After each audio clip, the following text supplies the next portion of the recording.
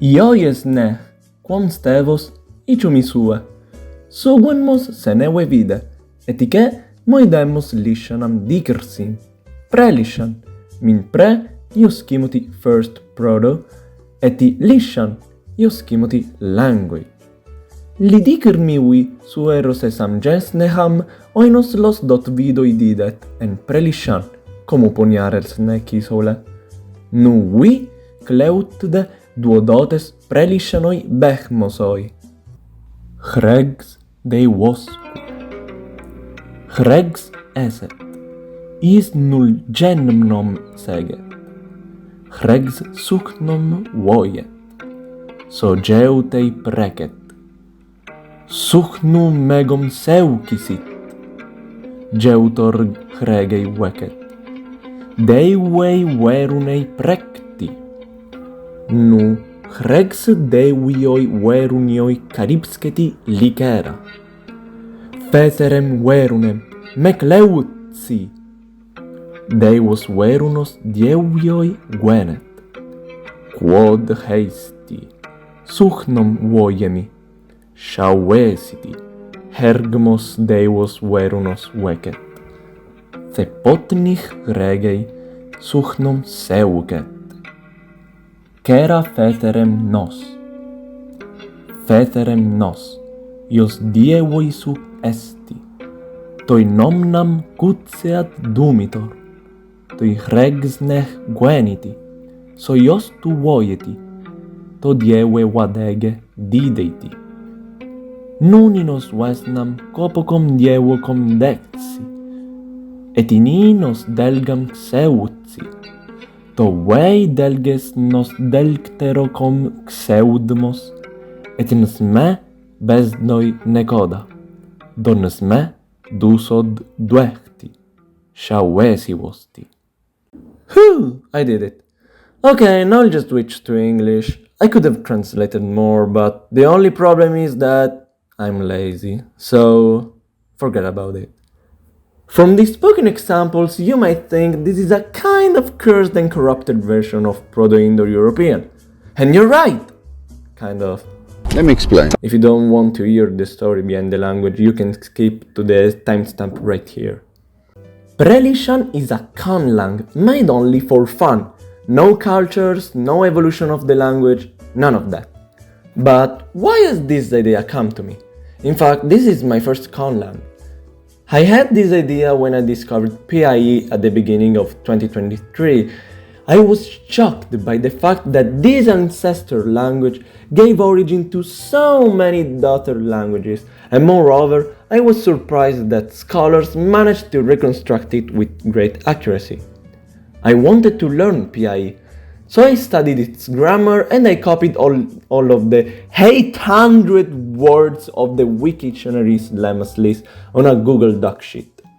When I finished to copy all the words, I was satisfied. Finally, I could translate PIE and I had a secret language. But then I discovered another ancient language that was important like PIE, the Proto-Semitic language. I had the same reaction of euphoria as for PIE, so I added all the words of Proto-Semitic into my dictionary. Okay, finally I was done. This way I could speak PIE and Proto-Semitic at the same time. Until I discovered Proto-Uralic. The cycle went on and on and on. Until I included even Proto-Altaic. And then I discovered Proto-Afroasiatic, Proto-Nostratic, Proto-Borean, and Proto-World, but these last three went too far off, too ancient, and could be straight up fantasy fiction, so I didn't include them. I just made another Conlang base of them, which in my head is the ancestor of Prèlixan. Maybe I'll do the showcase of this Conlang in the future, let me know. I finally had finished, for real this time. I copied all the words while checking eventual synonyms and homonyms, because for me one word must carry only one meaning. The problem with all of this copy-paste was that there were words which belonged to one proto-language, some words to another, and this led to not having a unified language. I tried to puzzle pieces that were made to fit one another. In this moment, I realized that I had to change the base itself and create a language based on those words, not a freaking Frankenstein of proto-languages. So, I chose a phonetic inventory, I modified the words to adapt them to that inventory, I set some goals, and I rewrote the grammar to adapt it to my goals. And after several months, I finally finished my first Conlang. It won't be the best looking or most naturalistic Conlang of all time, but thanks to this experience I discovered a hobby. I discovered the Conlanging community and I learned a lot of things about linguistic, anthropology, history and a lot of other things that even helped me in school, so thanks. So, without further ado, I finally present to you my creation. Prèlixan is a highly synthetic, highly inflectional language. Just see the number of cases and the entire verbal structure. And Prèlixan also has a complex word formation and derivation system. As you can see, there is a lot to cover, so let's begin. Prèlixan doesn't have a set word order, but you can put certain words before another to underline their importance. For example, the verb relating to an object. You can say monom esmi, a man I am, or esmi monom, I am a man. There is the same thing and these two forms are just right.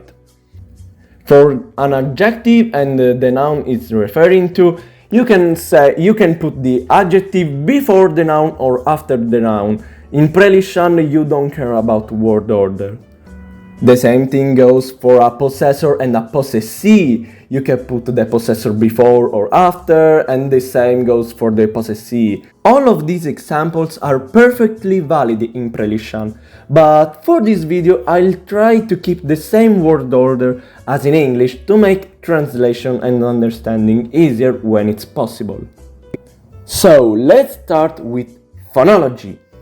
The consonants of Prèlixan are pa, ba, ta, da, ka, ga, ma, na, nya, ra, cha, ja, fa, va, ta, sa, za, sha, ha, ya, wa, and la. Note that in parentheses there are the romanized versions of the sounds that needed it. The remaining sounds are written exactly like IPA. In Prèlixan there is the classic 5 vowel system I, U, E, O, A. Prèlixan also has its own script. Well, in reality it has 3 scripts, but these 3 are the evolution of one single unified script. I spent a lot of time developing these scripts and adapting them to my language, and I wanted the letters to be as familiar as possible. The 3 stages of the script are shurekimomos, that means image with meaning. It is the most ancient of the 3, and it is inspired by the phonological hieroglyphics. Then there is nyarelsneh, the middle one. It is a simplified version of shurekimomos, and I took inspiration from the Proto-Sinaitic alphabet. And then the last one is alphabet. Sounds familiar to you? It is the original word for alphabet. It is the modern version of the script. It's another step of simplification, but it still does have that ancient carved look. It is inspired by the Phoenician alphabet. These scripts are all alphabet and are written left to right. There are 28 characters, which is the exact number of phonemes. Yes, one phoneme, one character. There are no digraphs, no diphthongs or other spelling shenanigans. The letters are alp, bet, chop, dilt, el, fram, gimel, gale, hot, yais, yod, kaf, lamd, mem, nas, nyos, on, pu, rash, sade, to, wan, var, wo, shamek, then thayim. But wait a minute, you might say, well, actually there are 27 phonemes, so why are there 28 characters if you want one phoneme, one character? Shut up, nerd. It all makes sense. And now I'll tell you why, my impatient little baby. In Shurekimomos and Nyarelsnech, a space is not an empty spot. It's a physical character that separates the words apart. Something that is between the words, like oam and scriptio continua, where the words didn't have a space at all, or they simply had a tiny mini dot to separate them. In my script, as a separator, I chose a line in Shurekimomos and a point in Nyarelsnech. Note that in Nyarelsnech and alphabet you see some lines above some letters, but why? Well, they have the purpose to indicate stress. In these examples, we can see two sets of equal words but pronounced differently. This is pronounced lei and this lei. This could be useful in poetry, since there are no homonyms or words that are different only for stress. There is a standardized stress system, though that differs from word to word. I retained the original stress of the proto-languages, so there is no rule to how to assign a stress to a word. In my lexicon, lei has the stress on the E, so this is it. You can use whatever version of the script you like to write Prèlixan. The important thing is not to mix scripts in the same text. Okay, now let's talk about the declension system of Prèlixan. Nouns, adjectives and pronouns can be declined based on gender, number and case. There are two genders, animate and inanimate. The animate gender is the equivalent of masculine and feminine gender combined into one gender. All names of people, jobs, beings and animals are animate. The inanimate gender, on the other hand, is the equivalent of the neuter gender. So all names of objects, food, abstract concepts and plants are inanimate. There are two numbers, singular and plural, and there are two declensions, one for the animate gender and one for the inanimate. Each declension is composed of 9 cases: nominative, accusative, vocative, genitive, dative, instrumental, ablative, vocative and allative. These are the declension tables of the first person and second person pronouns, and you might say, well, what about the third person pronoun? In Prèlixan, the third person pronoun is indicated with the same word for that. So this word is declined the same way as all the adjectives and nouns, and this is the table that summarizes the entire declension system. Okay, I know it's a lot to swallow, but before I explain each case one by one, I need to tell you how the endings are attached to the words.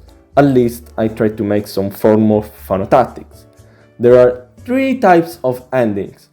Vocal, in this case you need to substitute the suffix in the place of the vocal. So domo becomes domes. Then there are the diphthongs endings. In this case, you can also substitute the suffix in the place of the diphthong. So ry becomes arvus.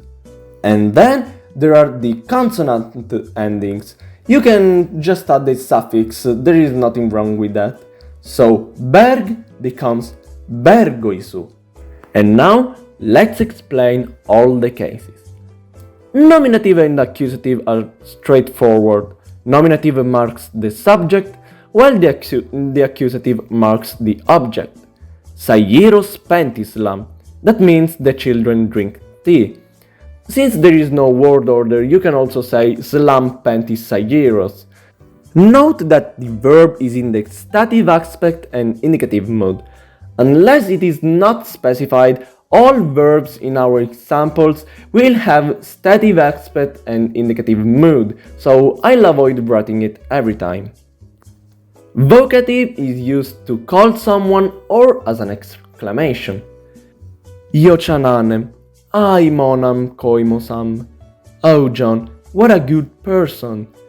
Note that the adjective follows the same case, number and gender of the name is referring to.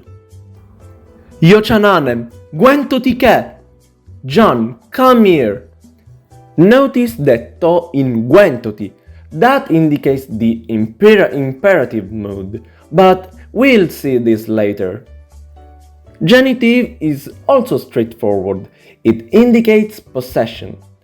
Domo Chlodwigs, the house of Lewis, but you can also say Chlodwigs domo, Lewis's house, like the Saxon genitive in English.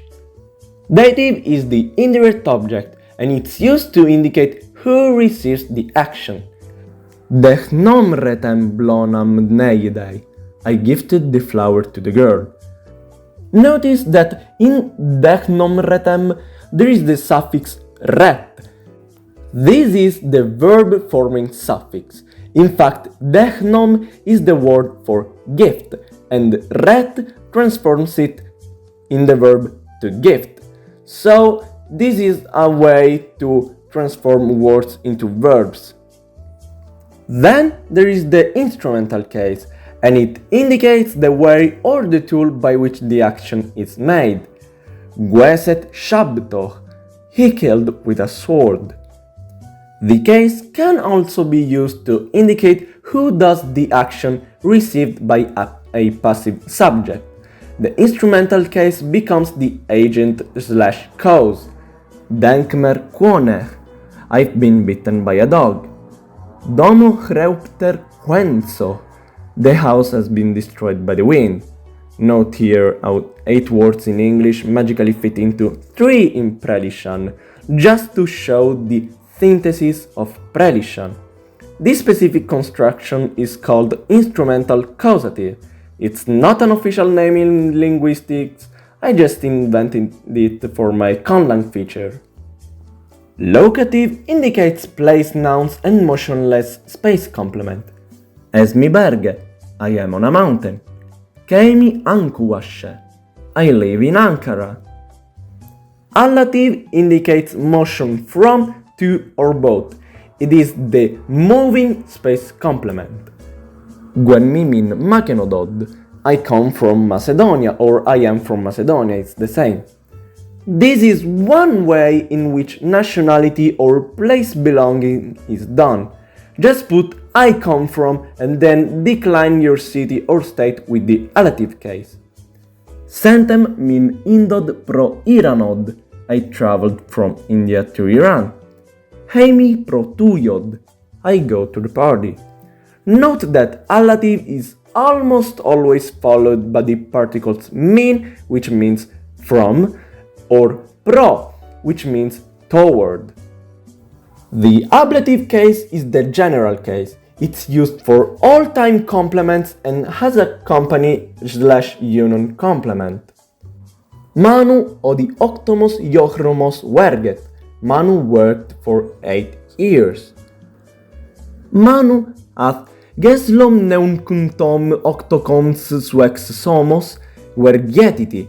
Manu has been working since 1986. Oh my god, I actually did this. Hedmi vesnam com illumosomos batatomos. I eat bread with fried potatoes. Okay, with this, we finally finished all of the 9 cases. Now time for verbs, which are even more complex. Verbs are conjugating all in the same way in an agglutinative/fusional way. There are 2 numbers, 3 people, 2 voices, 6 mood, 3 aspects, and 3 tenses. Holy moly, I did it. Verbs are constructed in this way. Notice how there are agglutinative endings and fusional endings, which are the last ones. And talking about fusional endings, let's get them out of the way since they are pretty straightforward. And this is the table with all of the endings which summarize voice, tense, person and number. I admit that it's a pain to memorize all of this, but there are some languages that are even worse than this. I'm looking at you, Latin, and all of his daughters, you pieces of Now, let's talk about moods. Not that kind of... yes, these moods. There are two types of moods. The indefinite, only the morpheme is attached, it cannot be conjugated further, and the definite, that can be conjugated specifying person and aspect.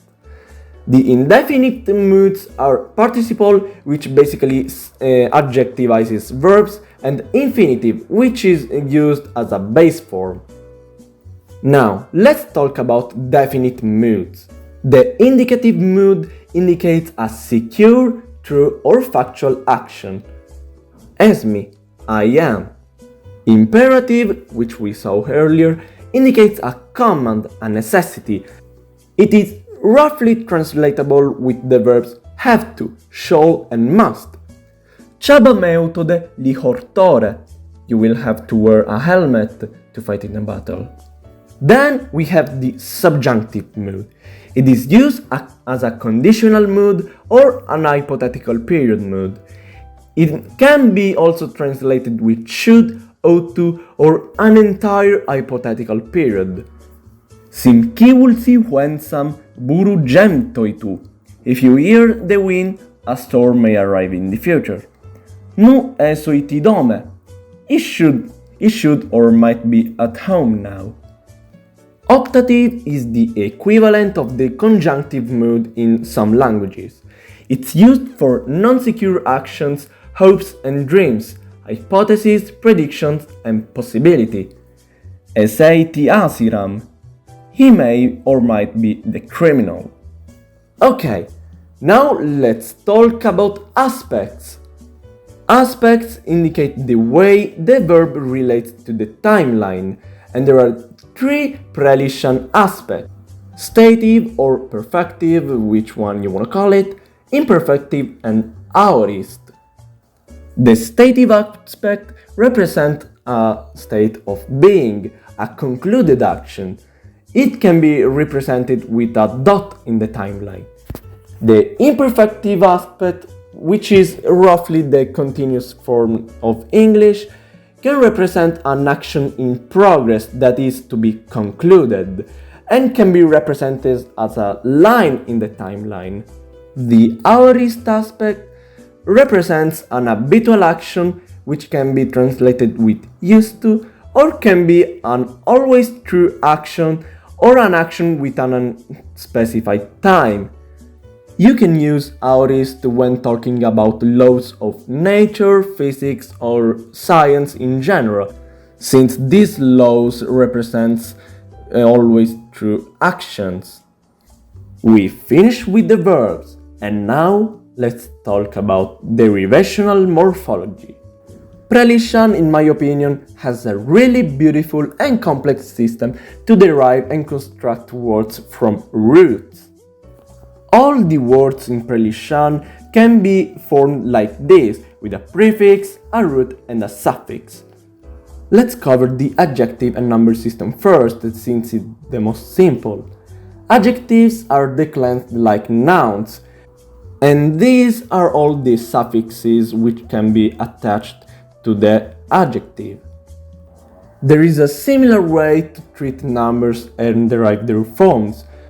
There are three number forms: numerals, times, and adverbs, and these are all the suffixes which can be attached to the numbers.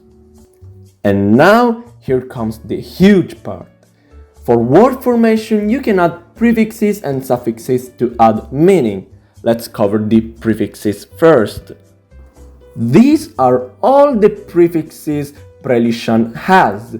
You can pause the video and see all of these suffixes and all of the examples if you want. Suffixes, on the other hand, are divided into 4 categories to indicate what they do. There are adjective, noun, verb, and adverb forming suffixes. The adjective forming suffixes are these ones. These are the noun forming suffixes, and these are the verb and adverb forming suffixes. Pause the video if you want to see all the suffixes and all of the examples. I think this derivational system is very good and very useful to convey meaning into the words. So I'm really proud of what I constructed so far. And with that, we finished! This video is only a summary of what Prèlixan is. If you want to dig deeper into some feature of my Conlang, ask in the comments. I hope you enjoyed the video and please give me some feedback in the comments about what this language is good or bad at.